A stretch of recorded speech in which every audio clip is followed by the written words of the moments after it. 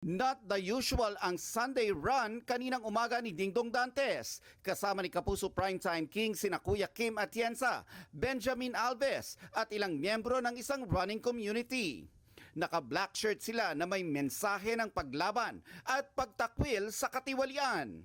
Ayon kay Dong, we hoped, we dreamed for a corruption-free Philippines, for accountability from those who have stolen from us. Ipinagdarasal din daw nila ang mga lumahok sa mga rally ngayong araw.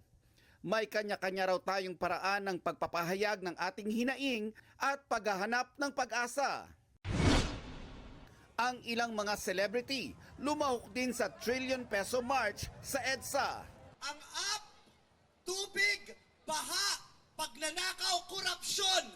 Ang down, ang babang-baba, yung mga Pilipino.